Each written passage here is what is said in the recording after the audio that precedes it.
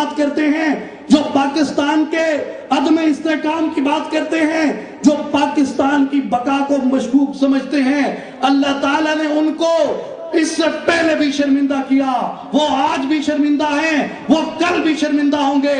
پاکستان باقی رہنے کے لیے بنا ہے، پاکستان باقی رہے گا، اور یہ اسلام کا قلعہ ہوگا، یہ اسلام کی تجربہ گاہ ہوگا، اور یہ امت مسلمہ کی قیادت کرے گا، اور یہی پاکستان ہوگا۔ اسی کے دارالحکومت سے، اسی کے دارالخلافت سے وہ ورلڈ آرڈر جاری ہوا کریں گے، اور یہ دنیا کی سپر طاقت ہوگا۔ اور یہ لوگ جو پاکستان کی اس نظریاتی اساس کے منکر ہیں، جو پاکستان کی اس نظریاتی اساس کو نہیں مانتے، جو پاکستان کی اس نظریاتی اساس سے باغی ہیں، اور یہ سمجھتے ہیں کہ پاکستان کو اب اس نظریے کی ضرورت نہیں، اور یہ سمجھتے ہیں کہ نظریہ پاکستان اب فرسودہ ہو چکا، اور یہ سمجھتے ہیں کہ نظریہ پاکستان اب پرانا ہو چکا، اور یہ سمجھتے ہیں کہ اب اس کی امپلیمنٹیشن کی کوئی ضرورت نہیں۔ آپ یقین رکھیں، اللہ تعالیٰ نے وہ تمام لوگ جنہوں نے پاکستان کو اجاڑا، جنہوں نے پاکستان کو برباد کیا، اللہ تعالیٰ نے ان کے کنبے برباد کر دیے، اللہ تعالیٰ نے ان کے گھروں کو برباد کر دیا، اللہ تعالیٰ نے ان سے خوشیاں چھین لی۔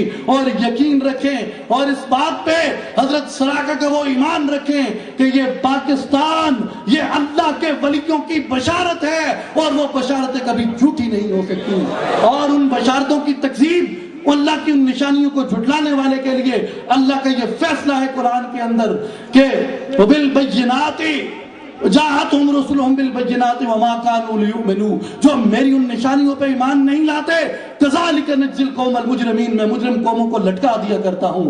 وَالَّذِينَ كَذَّبُوا بِآيَاتِنَا، جو میری نشانیوں کو جھٹلاتے ہیں، سَنَسْتَدْرِجُهُمْ مِنْ حَيْثُ لَا يَعْلَمُونَ، میں انہیں ادھر سے پکڑتا ہوں جدھر سے وہ بے خبر ہوتے ہیں۔ اور آخر میں آپ کو جو گزارش کرنا چاہتا ہوں، میرے نوجوان بھائیوں، میرے نوجوان ساتھیوں، کہ زندگی صرف دو سانسوں کی ہے، ایک سانس اوپر جا رہی ہے، ایک سانس نیچے آ رہی ہے، صرف دو سانسوں کی زندگی ہے۔ جب حکم آیا اوپر کی سانس اوپر رہ جائے گی، نیچے کی سانس نیچے رہ جائے گی، اور یہ انسانی عمارت، آدمیت کی یہ ڈھانچہ، یہ زیر خاک ہو جائے۔ اس پہ اتنا اترانے کی ضرورت نہیں، اس دو سانسوں کی لڑی پہ اترانے کی ضرورت نہیں۔ کل ہم نے بروز حشر کہاں پہ جانا ہے؟ اللہ کی عدالت میں، جہاں اللہ کی عدالت کے ساتھ مقام محمود پہ مصطفیٰ کریم جلوہ فرما ہے، اور وہاں پہ ہم جب پیش ہوں گے، ہم سے اگر یہ پوچھ لیا گیا کہ تمہیں پتا ہے، تمہیں خبر ہے کہ تو میرا امتی تھا اور مجھے تجھ سے کتنا پیار تھا، تو حضور فرمائیں گے مجھے تجھ سے کتنا پیار تھا، اس قدر میں پیدا ہوا تو مجھے سب سے پہلے تیرا غم و فکر تھا، اپنی امت کا خیال تھا، بچپن میں مجھے اپنی امت کا غم و فکر ہے، لڑکپن میں مجھے اپنی امت کا غم و فکر ہے، جوانی میں اپنی امت کا غم و فکر ہے، بیست اپنی امت کا غم و فکر ہے۔ معراج پہ جاتا ہوں، مقام کعبہ قوسین پہ اللہ کے انوار و تجلیات کو بلا حجاب دیکھ رہا ہوں، اللہ پوچھتا ہے کیا چاہیے؟ امت کی بخشش۔ کیا تجھے میرے اس پیار کا احساس تھا اپنی زندگی میں؟ ہم کیا کہیں گے؟ اگر تھا تو کوئی ثبوت تو ہم دیں گے نا. حضور پوچھیں گے کہ کیا ثبوت ہے؟ تیرے عہد میں، تیرے زمانے میں میری امت رسوا ہو رہی تھی، میری امت پس رہی تھی، میری امت مٹ رہی تھی، میری امت پہ زوال تھا، تیرا کیا کردار تھا؟ کیا کہیں گے ہم؟ ہم نے کوئی جواب تلاش کیا ہے؟ ہم نے کوئی تیاری کی ہے کہ حضور رسالت مآب امام الانبیاء مکین گنبد خضرا صلی اللہ علیہ وسلم کی بارگاہ میں ہم کیا جواب دیں گے؟ یا رسول اللہ کیا تیاری کی ہے ہم نے؟ یا رسول اللہ میں تو یہ بھول ہی گیا تھا کہ آپ کی خاطر بھی کوئی تیاری کرنی ہے. یا رسول اللہ دراصل اس زمانے میں سود کا کاروبار بڑا اچھا تھا، تو میں نے کہا تھوڑا سا اس میں حصہ کر لیا جائے، اس میں خاصا منافع ہے، تو آپ کی امت کا تو مجھے غم و فکر نہیں تھا. یہ کہیں گے حضور کی بارگاہ میں؟ یا رسول اللہ آپ کے عہد میں تو مجھے اس بات کا، میرے عہد میں تو مجھے اس بات کا احساس ہی نہیں تھا کہ آپ کی امت اس قدر رسوا ہو رہی ہے، ان پہ اس قدر ہلاکت طاری ہے، ان پہ اس قدر زوال اور عذاب آیا ہوا ہے. رسول اللہ میں تو اپنی سیاست میں مشغول تھا، کبھی اس کا گریبان پکڑتا، کبھی اپنا پکڑواتا، مجھے تو اس کا فکر نہیں تھا. یہ کہیں گے حضور کی بارگاہ میں؟ کیا کہیں گے؟ یا رسول اللہ آپ کی امت سے زیادہ تو میرے اقتدار مجھے عزیز تھا. یہ کہو گے؟ کیا کہو؟ یا رسول اللہ ایک نئی تہذیب آئی تھی جس کو بالی ووڈ ہالی ووڈ کی تہذیب کہا جاتا تھا، بڑی خوش نما تھی، بڑی اس میں اوریانی تھی، بڑی اس میں فحاشی تھی، بڑی اس میں نجاست تھی. تو میں اس کی طرف راغب تھا، کچھ اپنے بھی میرے اس میں شغف تھا، کچھ اپنی بیٹیوں کو، کچھ بیٹوں کو، کچھ بہنوں کو میں اس میں شامل کرنا چاہتا تھا. آپ کی امت کا تو مجھے احساس نہیں تھا. یہ کہیں گے حضور کی بارگاہ میں؟ ہم آج کر کیا رہے ہیں؟ ہم جواب کیا دیں گے حضور کی بارگاہ میں؟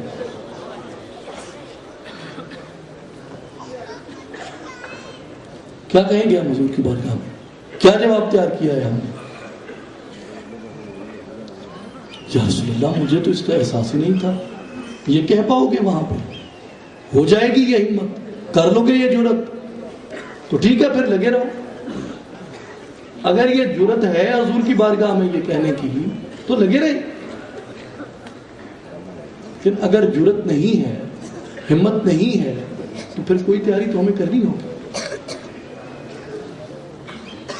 کوئی تیاری تو ہمیں کرنی ہے. میرے بھائیوں، میرے نوجوان ساتھیوں، وہ تیاری یہی ہے کہ رسول اللہ صلی اللہ علیہ وسلم کے دامن سے پوری قوت کے ساتھ ہم وابستہ ہو جائیں. اور آپ نے ہمیں جو پیغام دیا، حقیقت کا، عرفان کا، توحید کا، عشق کا، محبت کا، اخوت کا، اس رشتے کو ہم قائم کریں، اس رشتے پہ ہم مضبوطی کے ساتھ قائم ہو جائیں.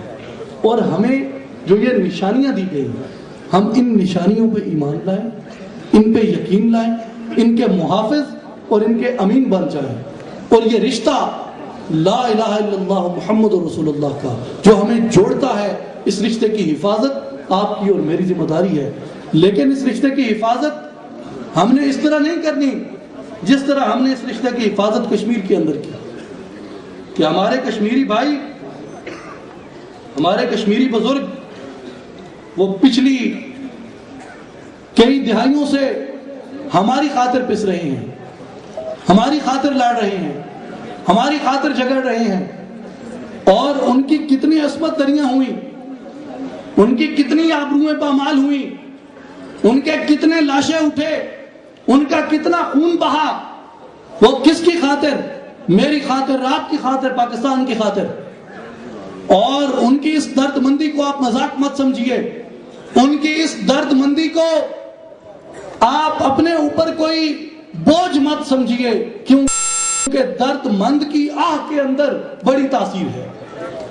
اور خدا نہ کرے کہ ان کے درد کی یہ آہ ہمیں لگ جائے.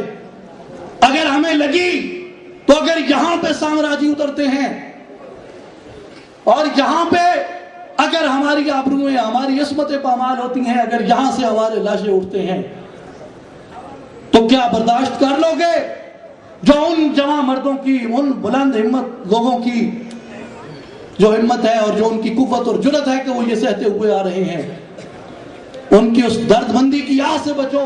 حضرت سلطان باہو فرماتے ہیں درد مندان دیاں آہیں کولوں، پہاڑ پتھر دے گردے ہوں، درد مندان دیاں آہیں کولوں، اسمان تھی تارے جھڑدے ہوں، درد مندان دیاں آہیں کولوں، بھج ناگ زمین وچ وڑدے ہوں۔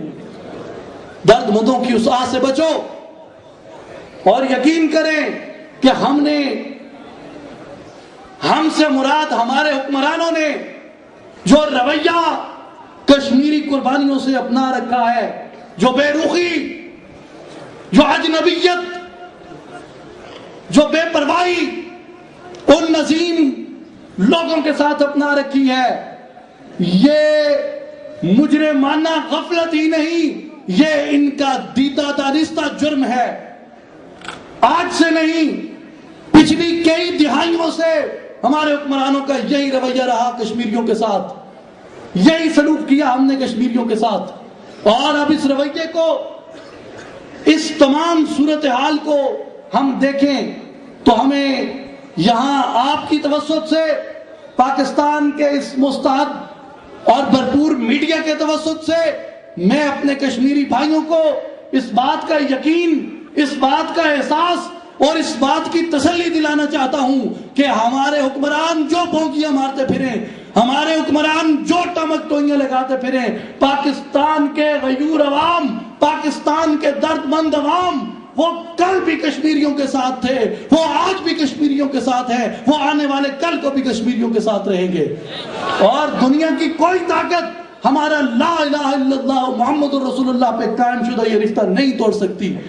اور اگر وہ وہاں پہ وہ قربانیاں دے رہے ہیں تو یہاں پہ ہمارا یہ حق بنتا ہے ہم ان کی قربانیوں کی اس آواز کو اٹھائیں، ہم ان کی قربانیوں کو خراج تحسین پیش کریں، اور خراج تحسین پیش کرنے کے ساتھ ساتھ اپنے ان حکمرانوں سے پوچھیں جو 63 سال سے اس کشمیر کے اوپر سودا بازی کرتے آئے ہیں، جو پچھلے ایک طویل عرصے سے کشمیریوں کے خون کے لاشیں بیچتے آئے ہیں، کس لیے ٹماٹروں کی اور پیازوں کی تجارت کی خاطر، کس لیے لہسن کی اور انڈوں کی تجارت کی خاطر ہمیں کشمیریوں کے خون کے عوض یہ انڈے منظور نہیں ہیں، ہمیں کشمیریوں کے خون کے عوض یہ ٹماٹر، یہ آلو، یہ پیاز منظور نہیں ہے۔ جاؤ انہیں اپنے اقتدار کے ایوانوں میں پکاؤ، جاؤ انہیں تم اپنے ان عشرت قدوں میں پکاؤ جہاں پہ پاکستانی عوام کا، جہاں پہ کشمیری عوام کا خون تم چولہوں کے اندر جلاتے ہو۔ اور میرے بھائیوں، یہ ہمیں یاد رکھنا چاہیے، یہ بات یہ ہمارے ذہن میں ہونی چاہیے، بالخصوص میرے جو نوجوان ساتھی، میرے جو نوجوان بھائی یہاں پہ بیٹھے ہیں، کہ اقوام متحدہ اور سلامتی کونسل کی اس پہ بے شمار قراردادیں، 3 سے زائد قراردادیں اس کے اوپر موجود ہیں کہ کشمیر کے اندر ریفرینڈم ہونا چاہیے، کشمیر کے اندر استصواب رائے ہونا چاہیے، اور کشمیری عوام کو یہ اختیار دیا جائے کہ وہ فیصلہ کریں۔ اور یہ فیصلہ ہم نے نہیں کہا تھا، یہ خود پنڈت جواہر لال نہرو یہ کیس لے کے اقوام متحدہ میں گئے اور انہوں نے سیز فائر کروایا، اور پھر انہوں نے کہا کہ وہاں پہ استصواب رائے ہونا چاہیے۔ جب انہیں یہ پتہ چلا کہ اگر وہاں پہ استصواب رائے ہوا تو کشمیر پاکستان کا حصہ بن جائے گا، تو وہ اس سے منحرف ہو گئے، اور پھر اس کے بعد اقوام متحدہ نے، سلامتی کونسل نے، ایڈمرل نمٹس کی نگرانی میں، سر اوون ڈکسن کی نگرانی میں، ڈاکٹر گراہم کی نگرانی میں، اور کئی اس پہ کمیشنز تشکیل دیے گئے، لیکن وہ ان تمام کمیشنز کو انڈیا نے ان کی تجاویز سمیت مسترد کر دیا اور ان کو قبول نہیں کیا۔ اور حالت یہ ہے کہ پچھلے 65 سال کے اندر 1.5 لاکھ سے زائد کشمیریوں کا خون وہاں پہ بہ چکا ہے۔ اگر وہ وہاں پہ استصواب رائے نہیں ہونے دیتے، اگر وہ وہاں پہ ریفرینڈم نہیں ہونے دیتے، تو کشمیریوں کی اسی 1.5 لاکھ کی قربانی کو ریفرینڈم کہا جائے۔ کشمیریوں کی 1.5 لاکھ کی قربانی، کشمیریوں کی عزتوں عظمتوں کی یہ قربانی، کیا یہ آزادی کشمیر کا ریفرینڈم نہیں ہے؟ یہ آزادی کشمیر کا ریفرینڈم ہے۔ اور کتنے لاکھ چاہیں تم لے کے، اور کتنی لاکھ آبروئیں پامال کر کے، اور کتنی لاکھ بیوہ کر کے، اور کتنے لاکھ یتیم بنا کے، اور کتنے لاکھ لوگوں کو تم اس صفحہ ہستی سے مٹا کے تم یہاں پہ اپنی آزادی کا ریفرینڈم کروانا مانو گے؟ میں یہ سمجھتا ہوں کہ ہمیں اس وقت یہ آواز، ہمیں جہاں پہ بھی ہم اکٹھے ہوں، جہاں پہ ہم مل کے بیٹھیں، جہاں پہ ہماری آواز بلند ہو رہی ہو، وہاں پہ ہمیں اپنے کشمیری بھائیوں کا احساس ہمیں اپنی کشمیری بہنوں کی خون کی قربانی کا، ان کی آبرو، ان کی عصمت، ان کے گھرانوں کی اس قربانی کا ہمیں پورا ان کا ان موقف بیان کرنا چاہیے، اور ہمیں ان کی اس آواز کو بلند کرنا چاہیے۔ وہ آپ یقین کریں کہ ان کی ایک نسل وہ قبر میں جا چکی، ان کی دوسری نسل وہ جیلوں میں پل رہی ہے، اور ان کی تیسری نسل وہ سڑکوں کے اوپر ڈنڈے کھا رہی ہے۔ اور کشمیری، میں یہ سمجھتا ہوں کہ وہ ہم سے، یہاں پہ رہنے والوں سے زیادہ وہ پاکستان کے ساتھ کمیٹڈ ہیں، وہ خون دے رہے ہیں وہاں پہ پاکستان کے لیے، اور ان کا جذبہ، ان کا جنون، ان کا عشق، ان کی دیوانگی پاکستان کے ساتھ وہ ہم سے بھی زیادہ ہے۔ ہم اس میں آسودہ حال بیٹھے ہیں اور ہم ان کی آواز نہیں اٹھاتے، ہم پاکستان کی بات نہیں کرتے، ہم اس کے استحکام کو مشکوک کر کے باتیں کرتے ہیں، لیکن وہ وہاں بیٹھ کے بھی وہ آج بھی یہ نعرہ لگاتے ہیں، کشمیر بنے گا پاکستان، کشمیر بنے گا پاکستان۔ کس کے لیے نعرہ لگاتے ہیں؟ وہ اسی نعرے کے اوپر، اسی رشتے کے اوپر نعرہ لگاتے ہیں، تیرا میرا رشتہ کیا، تیرا میرا رشتہ کیا، کشمیر بنے گا، کشمیر بنے گا، کشمیر بنے گا، کشمیر کی آزادی تک، کشمیر کی آزادی تک، کشمیر کی آزادی تک۔ اور جب تک ہم اپنے اس عہد کو، جب تک ہم اپنے اس عزم کو پورا نہیں کرتے، اور اس کو جب تک ہم کوئی عملی شکل نہیں دیتے، آپ یقین کریں کہ ہم لا الہ الا اللہ محمد رسول اللہ کے ساتھ وفادار نہیں ہو سکتے، ہم اس گنبد کے ساتھ وفادار نہیں ہو سکتے۔ جو گنبد اس دنیا کے اندر وہ امن کی علامت ہے، جو گنبد اس دنیا کے اندر ہماری بقا کی ضمانت ہے، جو گنبد اس زمین کے اوپر وہ ہمارے لیے امن کا، وہ ہمارے لیے محبت کا، وہ ہماری روحانیت کا سرچشمہ ہے۔ اور گنبد خضرا سے ہماری وفاداری یہی ہے کہ ہم گنبد خضرا کے پیغام کے ساتھ مخلص ہو جائیں۔ اور میں آخر میں اپنی بات، تمام گزارشات جو میں نے کی، میں انہیں چند جملوں میں عرض کر کے اجازت چاہوں گا کہ ہمیں ظلم نہیں کرنا، ہمیں حقوق العباد کے ظلم نہیں کرنا، اور حقوق اللہ میں بھی ظلم نہیں کرنا۔ اور ظلم یہ ہے کہ ہم جو فرقے بنا کے بیٹھے ہیں، ہم جو تفریقیں بنا کے بیٹھے ہیں، ہم جو دکانداریاں بنا کے بیٹھے ہیں، یہ ظلم ہے، اور ظالم قوموں کو اللہ ہلاک کر دیتا ہے۔ اور دوسری بات کہ ہم نے اللہ کی نشانیوں کو جھٹلایا، ہم نے اللہ کی نشانیوں کی توہین کی ہے۔ ہمیں اللہ کی اس نشانی کے ساتھ، ہمیں اس سرزمین پاکستان کے ساتھ، ہمیں خدا کے اس تحفے کے ساتھ، ہمیں ایک ولی کے، ایک عارف کے، ایک کلندر کے، ایک درویش کے اس خواب کے ساتھ ہمیں پورا اپنا عہد وفاداری نبھانا ہے، اور وہ عہد وفاداری کرنا ہے۔ اور تیسری بات کہ ہمیں وہ لوگ جو اس نظریے کی خاطر، نظریہ پاکستان کے لیے، نظریہ توحید و رسالت کے لیے آج تک قربانیاں دیتے آ رہے ہیں، ہمیں ان کی آواز کو اپنی آواز سمجھنا ہے، اور اپنی آواز کو ان کی آواز بنانا ہے۔ یہی قوت ہے جو صورت گرے تقدیر ملت ہے، یقین افراد کا سرمایہ تعمیر ملت ہے۔ اور ہمیں اس یقین کو اپنانا ہے جو ہمیں حضرت سراقہ سے وراثت میں ملتا ہے، ہمیں وہ ایمان اپنانا ہے جو ہمیں حضرت سراقہ وراثت میں عطا کرتے ہیں۔ میں انہی دعائے کلمات سے اجازت چاہوں گا۔ الہی تڑپنے پھڑکنے کی توفیق دے، دل مرتضیٰ سوز صدیق دے، الہی آرزو ہے اگر منظور ہو جائے، تیری پہچان سے ہر مومن کا دل پر نور ہو جائے۔ وآخر دعوانا ان الحمدللہ رب العالمین۔